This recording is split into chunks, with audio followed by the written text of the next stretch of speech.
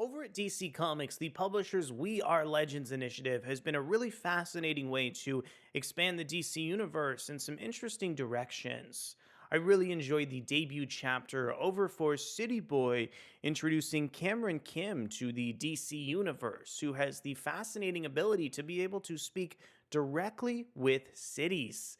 That issue featured incredible writing over from Greg Pak, showcasing so many moments throughout Cameron's life over in one issue. I was also really taken by the adept and detail oriented artwork coming in from the series from Minkyu Jung. My name is Ariko Braddock, and today, let's go ahead and dive into the pages of City Boy issue 2 to see if DC Comics is able to follow up on the intriguing debut chapter for Cameron. But before we get deeper into the video, I want to go ahead and encourage you to consider subscribing to the channel and hitting that like button if you enjoy our content.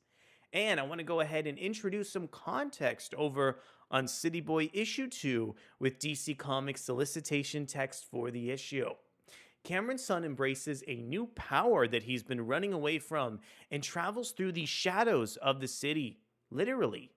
But every power comes with a consequence. This upsets the city, and it doesn't like City Boy very much. Does he have a chance to stay here any longer, or will he be forced to leave to a safer place like Lexcorp? And I want to go ahead and showcase our creative team on City Boy issue 2. This one, of course, written by Greg Pak, featuring art from Minkyu Jung. We have colors from Sunny Gho, letters from Wes Abbott, and the cover from the issue is also coming in from Jung and Go. Here's a look over at the debut cover for City Boy issue number 2. Really enjoy how Cameron is kind of speaking to the avatar of a city and how this kind of cover of the issue foreshadows what's coming up over in the final pages of the story without getting into too much of a spoiler direction. Want to extend a big thank you over to Adventures in Poor Taste for posting this preview of the series so quickly. And of course, want to go ahead and start reviewing the issue by talking a little bit about what Minkyu Jung brings over to this second chapter of City Boy. So I really like the fact that some of the intricate kind of page design with all the architecture is still kind of referenced here. Also, I think that Greg Pak's script makes for a great kind of showcase for Minkyu Jung's art. I think it's so fascinating that when Pak and Jung pick back up on the story, they focus in on a much earlier point in Cameron Kim's life. And it's kind of following that really harrowing moment over in the debut chapter. I really like the way that some of Cameron's peers are kind of judging him in the issue, and I think it gives this series a really tense and foreboding nature. The architecture that Jung is able to detail in the background, like on this first panel in Metropolis, is just absolutely staggering here.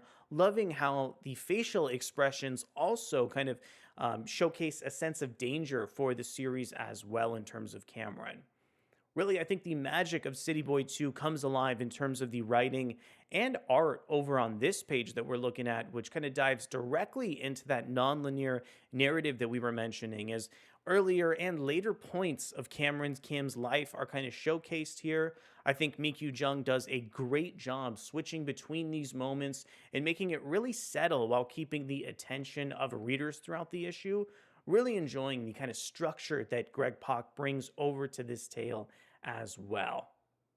It was really tense watching some of the follow-up to the kind of first chapter and sort of getting inverted scenarios over for Greg Pak.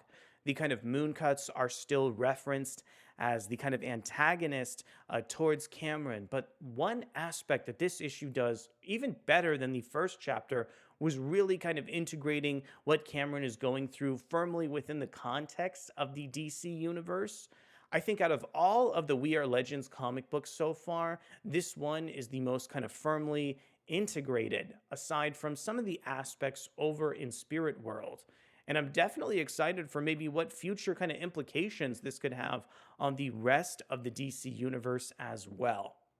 When the time calls for it, I think artist Minkyu Jung does a wonderful job kind of imbuing a page with tons of panels and really kind of weighing up the tension of any given moment or any given scene here, which was a really fantastic way that the tension was built over on the first chapter to get to such a strong climactic finish over in the story. And also, I really like the fact that this book is kind of focused on so many different aspects. It's focused on fleshing out the interpersonal nature of some of Cameron's relationships, but it also packs in so much action in the series. And honestly, you'd think that if a book was taken on so many different points in Cameron's narrative, that it would feel kind of crammed with all of the different subplots that Pak and Jung are taking on over in this issue. But in fact, I don't think this book feels crowded at all. And I think the way that this script is so kind of complicated and written so carefully in terms of the pacing is still, I think, one of the best aspects of this narrative, aside from the wonderful kind of facial expressions that Jung brings over to the series. One aspect of this book that continues to kind of bother me, especially as the issues get deeper and deeper and deeper into the run, is the fact that we don't have any more follow up over on Jack Hawksmoor or even the character of Nightwing that was introduced in some stories before City Boy debuted over in earnest. So I really want those characters to kind of show up before City Boy kind of wraps up over in the series and this kind of first title for Cameron Kim over in the issue. So at the end of the day here, I am very excited over with City Boy #2. I think this is a great chapter from DC Comics that really explores all the ways that Cameron Kim is now firmly implanted within the DC universe. I think this issue also did a wonderful job fleshing out Cameron as a character between so many different points in his life. I really love the way that Greg Pak has been kind of breaking up the narrative and introducing Cameron in so many different contexts here. I feel like we know him really well, even though we've gotten very minimal material over for this character, just in general. Well, I want to know, what are some of your thoughts over with Cameron Kim? Are you enjoying this series as much as I am? Let me know down in the comments below.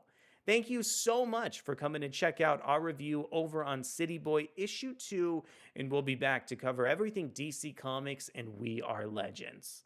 Thanks so much, and I'll see you soon. Bye.